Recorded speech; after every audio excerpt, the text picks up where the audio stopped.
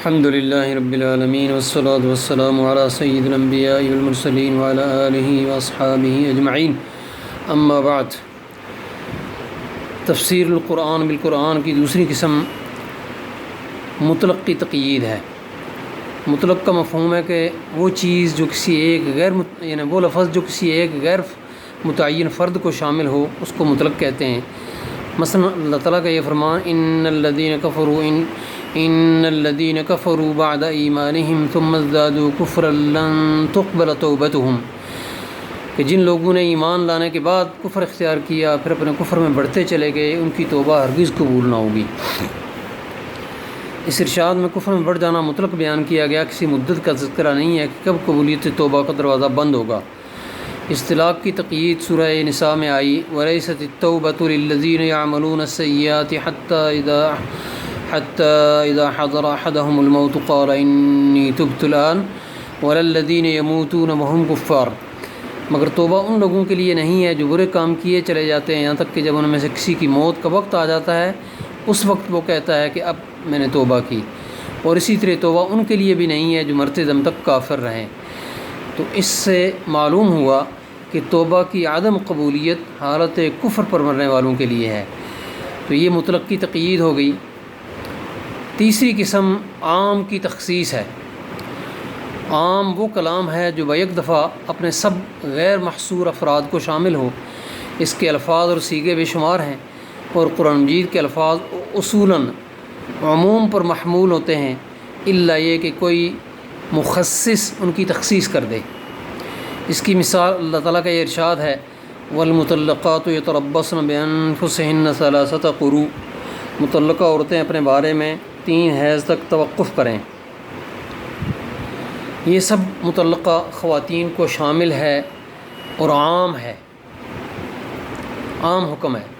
اس کے عموم سے حاملہ خواتین کے استثناء کی وضاحت اللہ تعالیٰ کے اس ارشاد نے تخصیص کے ذریعے کر دی، وَأُولَاتُ الْأَحْمَالِ أَجَلُهُنَّ أَن يَضَعْنَ حَمْلَهُنَّ، سورہ الطلاق کی 4 آیت میں، کہ حاملہ عورتوں کی عدت ان کے بچہ جننے تک ہے۔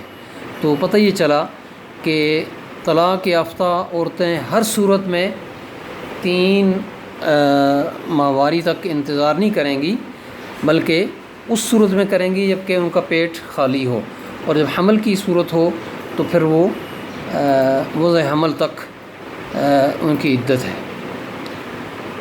چوتھی قسم تفسیر القرآن بالقرآن کی وہ یہ ہے، آیت کے مفہوم بین القوسین، آیت کے مفہوم کی تفسیر دوسری آیت سے۔ تو مفہوم اور منطوق 2 اصطلاحات ہیں جو اصول فقہ میں استعمال ہوتی ہیں۔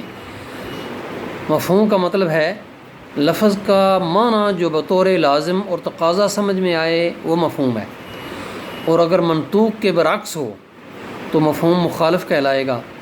آیت کے مفہوم کی دوسری آیت سے تفسیر کی مثال اللہ تعالیٰ کا یہ ارشاد ہے، کَلَّا إِنَّهُمْ عَنْ رَبِّهِمْ يَوْمَئِذٍ لَمَحْجُوبُونَ، ہرگز نہیں، بالیقین اس روز یہ اپنے رب کی دید سے محروم رکھے جائیں گے۔ سلف صالحین سے اس کی تفسیر میں یہ منقول ہے کہ اس آیت سے اللہ تعالیٰ کی رؤیت ہونا معلوم ہوا، اور وہ اس طرح کہ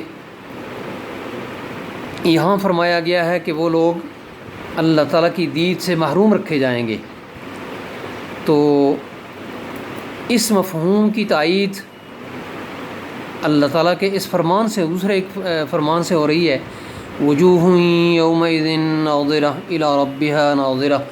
تو یہ جو کہا گیا کہ دید سے محروم رکھے جائیں گے اس لیے کہ انہوں نے معصیت کی تھی، وہ معصیت کار تھے، تو اگر معصیت کی بنیاد پر، اللہ کی ناراضگی کی بنیاد پر وہ اللہ کی دید سے محروم رہیں گے، اس کا مطلب یہ ہے، اس کا مفہوم دوسری طرف کا وہ یہ ہے کہ جو لوگ اللہ تعالیٰ کے مطیع فرمانبردار ہوں گے وہ اللہ تعالیٰ کی دید سے محروم نہیں ہوں گے۔ اسی لیے امام شافعی نے اس کی تفسیر یہ کی ہے، فرمایا کہ فلما حجبهم في السخط كان في هذا دلیل على انهم يرونه في الرضا، جب اللہ نے ناراضگی کی صورت میں ان کو دید سے محروم کیا تو پتہ چلا کہ رضا کی صورت میں وہ اللہ تعالیٰ کو دیکھ سکیں گے۔ تو اسی مفہوم کی تائید جو ہے نا، وجوہ یومئذ ناظرہ الی ربہا ناظرہ، اس روز کچھ چہرے تر و تازہ ہوں گے، اپنے رب کی طرف دیکھ رہے ہوں گے۔ اللہ تعالیٰ سے یہ دعا ہے کہ اللہ تعالیٰ ہمیں اپنی رؤیت کے